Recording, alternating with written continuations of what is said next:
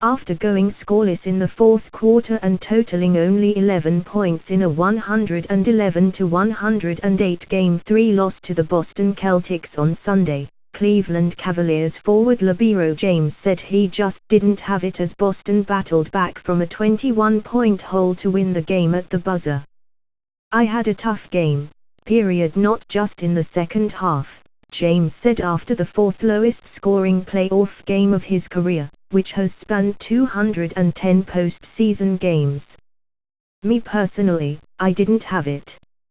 My teammates did a great job of keeping us in the game, building that lead. But me personally, I didn't have it. That's all I've got to say about my performance."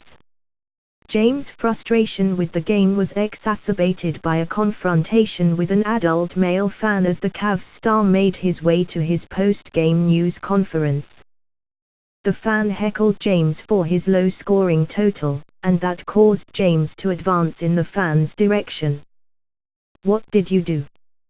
James said in response, prompting the fan to rattle off his playing experience on the basketball team at a local liberal arts college before security intervened to usher the fan away from the hallway where James was walking.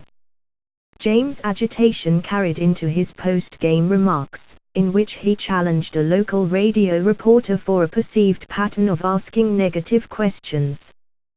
The same reporter bothered Toronto Raptors coach Dwyer Casey in the second round for suggesting that the Cavs dominated the Raptors when phrasing a question. "I was just pretty poor," James said. "What else do you want me to say? It seems like you only ask questions when we lose. You always come around when we lose, I swear." Cleveland was dominating Boston until midway through the third quarter, when the Celtics stormed back, thanks in large part to Marcus Smart scoring 19 of his 27 points after halftime. James' second half, meanwhile, saw him shoot 1 for -8 with 1 rebound, 1 assist, 1 steal and 3 turnovers as he scored 3 points in 22 minutes.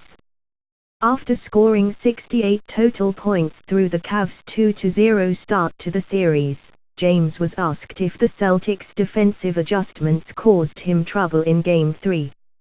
No, they didn't mix up the coverage," James said. "They did a good job of sprinting back, leveling to the ball, doubling me a little bit more in the post. But like I said, my performance personally was all on me." The record books show it was indeed one of James' least productive playoff games. His 11 points were his fewest in 107 career home playoff games. They were his fewest points overall since May 28, 2014, when he scored 7 points against the Indiana Pacers with the Miami Heat. It was the second time in his playoff career that he was held scoreless in a fourth quarter in which he played the entire period. The first was the Heat's Game 4 loss to the Dallas Mavericks in the 2011 NBA Finals, in which he finished with 8 points. It was his first playoff game with fewer than 15 points and 5 or more turnovers. He had 6, since May 6, 2008, which also came against the Celtics. He played 169 playoff games between those two games. It was the second time in the past 10 seasons that he scored the fewest points among his team's 5 starters. The other was Game 5 of the 2014 East Finals, in which he was held to 7 points due in large part to foul trouble. The Cavaliers' 21-point blown lead was the largest of James' postseason career.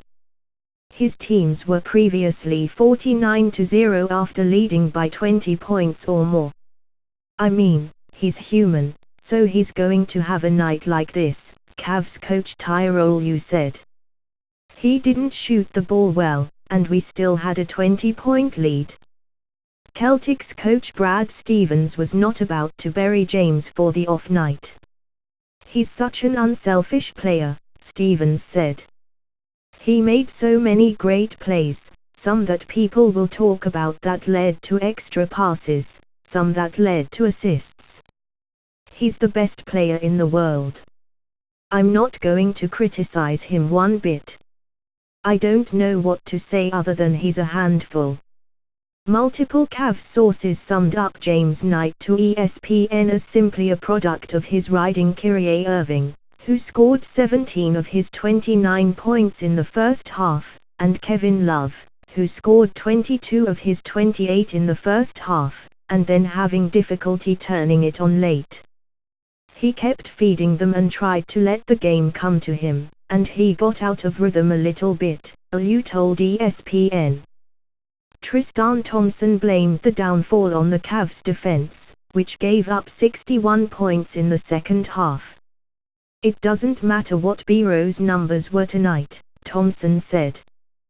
Defensively, we've got to be better.